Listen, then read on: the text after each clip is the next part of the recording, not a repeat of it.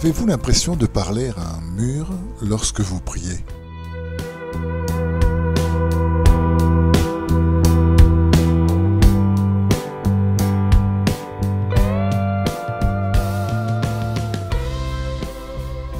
Mettons tout d'abord une chose au clair. Dieu veut répondre à nos prières. Il est notre Père dans les cieux et nous sommes ses enfants. Il nous aime inconditionnellement. Alors pourquoi nous semble-t-il que Dieu ne tient pas tellement compte de nos prières? Et puisqu'il sait déjà ce que nous voulons, pourquoi la prière est-elle nécessaire en premier lieu?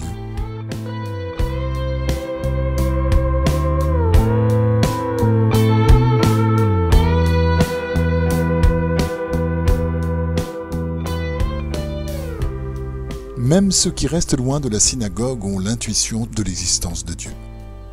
Comme dit le proverbe, il n'y a pas de personne athée dans une tranchée. Quand une personne est couchée à l'intérieur et que l'ennemi arrive, il crie toujours « Dieu Tout-Puissant, sors-moi de là, je veux vivre !» Cher Dieu, bien que je t'ai ignoré pendant toutes ces années, que j'ai nié ton existence et pas du tout apprécié à ta juste valeur tout ce que tu as fait pour moi, je suis bien embêté maintenant et je sais que tu es le seul qui peut m'aider.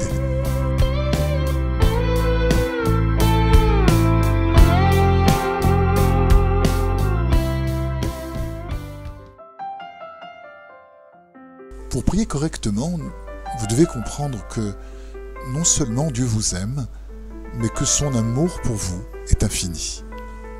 Dieu vous a donné les yeux, les oreilles, l'intelligence, la vie elle-même. Tous les matins, nous récitons les bénédictions de grâce à Dieu pour les dons qu'il nous a accordés. Ces bénédictions sont là pour nous rappeler à quel point Dieu nous aime. En fait, si nous apprécions vraiment ce que Dieu pouvait faire pour nous, nous nous dirions que nous sommes fous de ne pas rester en contact constant avec lui.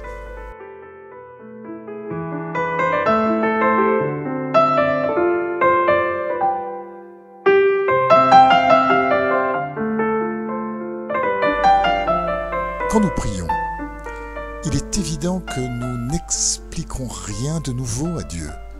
Il n'a pas besoin de nous pour lui rappeler de quoi nous avons besoin.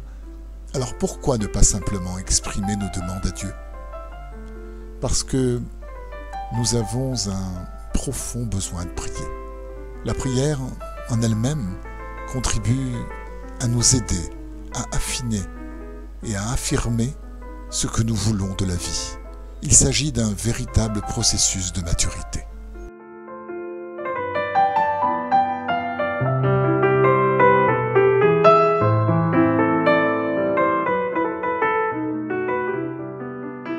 Si un père milliardaire donnait à son fils des espèces en quantité illimitée sur un plateau d'argent, ce fils ne pourrait devenir qu'un enfant gâté et irresponsable en grandissant. Si Dieu nous avait tout donné automatiquement, nous n'aurions jamais été capables de définir pour nous-mêmes ce que nous voulons dans la vie. Certes, la vie serait facile pour nous, mais nous ne pourrions pas grandir. Puisque Dieu a nos intérêts à cœur, il veut que nous atteignions nos buts à la sueur de notre front. Parce que c'est justement cela qui nous fera grandir.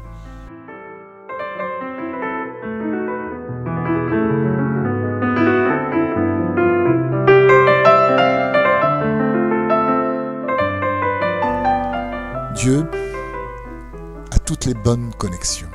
Il peut vous trouver le bon conjoint, il peut résoudre vos problèmes financiers. Alors, pourquoi avons-nous tous ces problèmes? Parce que peu importe combien vous êtes brillant ou puissant, vous ne serez jamais capable de vivre la vie de vos enfants pour eux. Encore plus, porter un amour authentique à ses enfants, c'est aussi leur permettre de se développer personnellement et de devenir indépendants. Si nous étions seulement des robots qui fonctionnons mécaniquement d'après des instructions, le monde pourrait être propre et bien rangé, mais la vie, elle, n'aurait ni sens ni signification. Dieu veut que nous soyons indépendants, que nous pensions par nous-mêmes et que nous soyons capables de faire nos propres choix. Nous avons le libre arbitre de prendre des décisions qui sont éternellement valables. Nous pouvons choisir de nous éloigner de Dieu et lui-même nous permettra de le faire. Non pas parce qu'il veut que cela se produise, mais parce qu'il veut que nous soyons indépendants, même au risque que cette indépendance soit mal utilisée.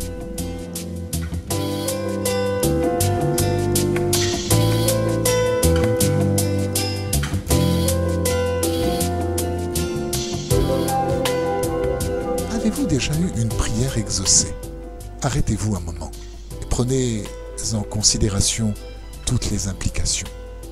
Vous vivez en France, dans une petite ville de province. Il y a un nid de poules extrêmement grand et inesthétique en face de votre maison. Pendant les 4 derniers mois, la municipalité locale a ignoré vos demandes insistantes de voir le problème résolu. Alors, dans un acte de frustration, vous appelez l'Élysée et demandez à parler au président de la République. Ça vaut la peine d'essayer. À votre plus grand étonnement, le président lui-même décroche le téléphone. Vous vous expliquez rapidement au sujet de votre problème. Le président écoute 1 minute, puis raccroche. Vous ne vous attendiez pas vraiment à ce que quelque chose soit fait à ce sujet. Le lendemain matin, vous regardez par votre fenêtre et, oh surprise, une équipe de l'État est occupée à réparer votre route. Le président de la République a pris votre demande au sérieux et a envoyé ses troupes pour vous aider.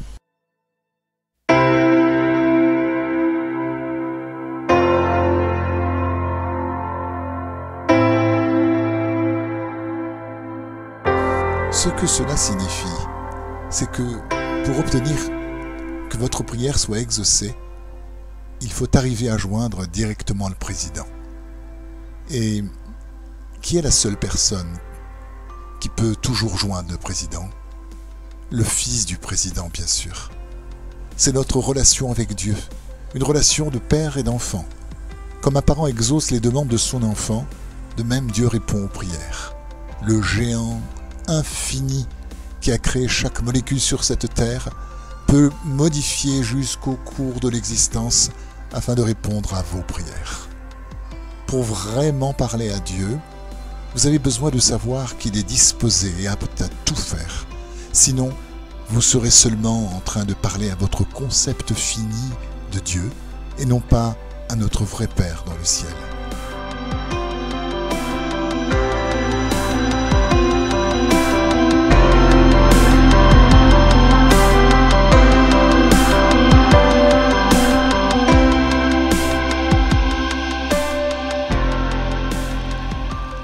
Voici une histoire vraie d'un jeune homme qui a obtenu que ses prières soient exaucées.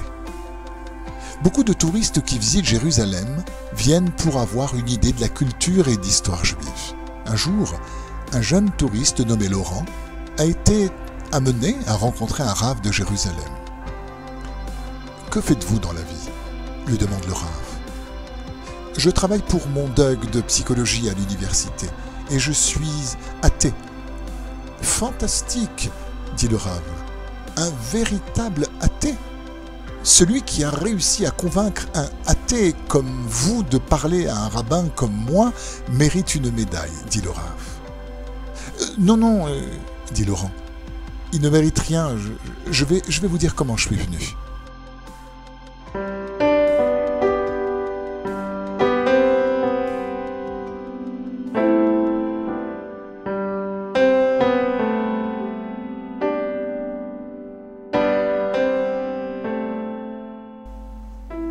Laurent venait d'arriver de France, où il avait été rendre visite à sa fiancée. Et il avait décidé que c'était maintenant ou jamais. Soit il venait à Jérusalem, soit il ne le ferait jamais.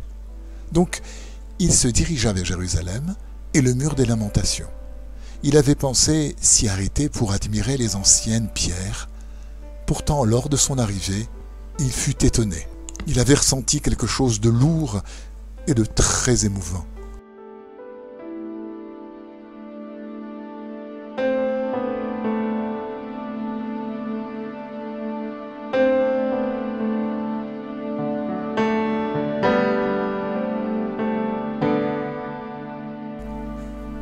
Laurent se tint alors debout devant le mur et composa une prière d'athée.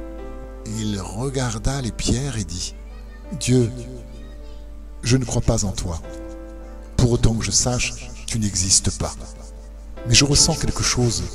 Je veux que tu saches, Dieu, que je n'ai absolument rien à dire contre toi. Mais c'est juste que je ne sais pas si tu existes. Mais Dieu, juste au cas où tu es vraiment là, et que je fais une erreur, donne-moi une indication. »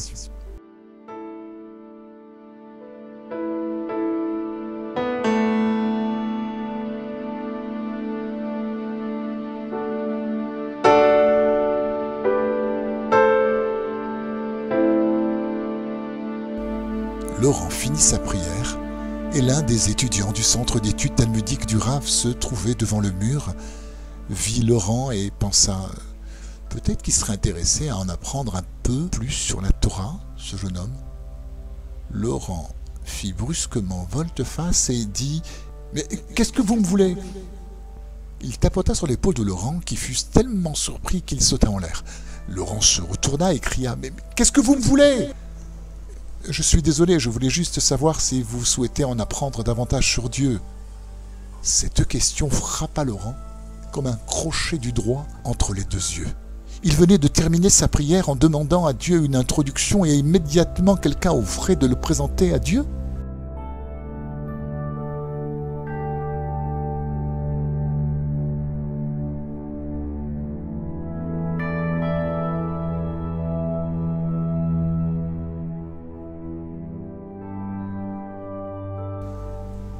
Laurent étudia à la Yeshiva les 6 semaines qui suivirent. Il était un élève très sérieux et il retourna en France en s'engageant à continuer à apprendre. 1 an plus tard, Laurent revint en Israël et conta au Rav la fin de son histoire.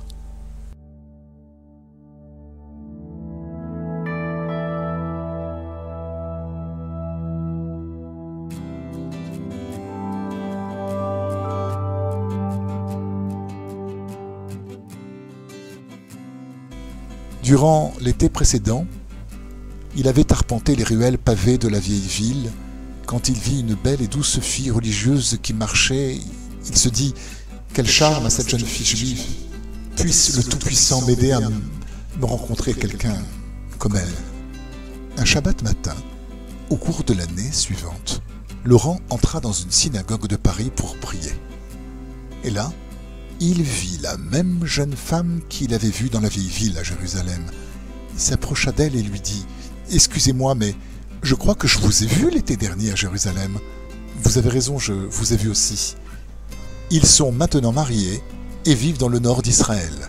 Rappelez-vous la prière de Laurent, parce que quand vous êtes sincère avec Dieu, vos prières sont exaucées.